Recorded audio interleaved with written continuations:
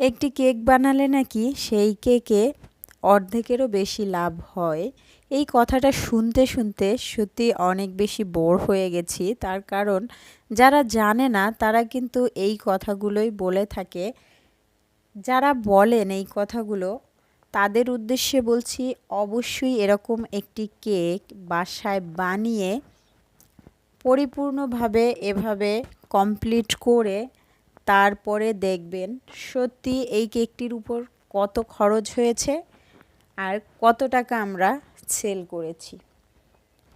Homemade cake একটু price হয়, তার কারণ যারা বাসায় কেক তৈরি করেন তারা কিন্তু একটু ভালো প্রোডাক্ট ব্যবহার করে থাকেন। দোকানেও কিন্তু ভালো প্রোডাক্টের কেক বানায়, তবে সব নয়। অর্ডারের উপর নির্ভর করে আসলে কে কী ক্রিম দিয়ে কিভাবে কেকটি রেডি করবে তার ক্লায়েন্টের জন্য।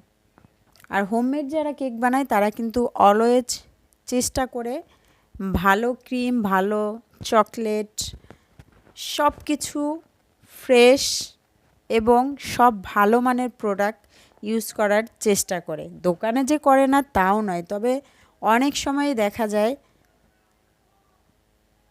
কোনো রকমের মোটামুটি প্রোডাক্ট দিয়ে তারা কেক বানিয়ে সেল করেন, যার কারণে একটু কম প্রাইস তারা রাখতে পারেন। আমরা সেটা পারি না। ভালো থাকবেন সবাই। আল্লাহ হাফেজ।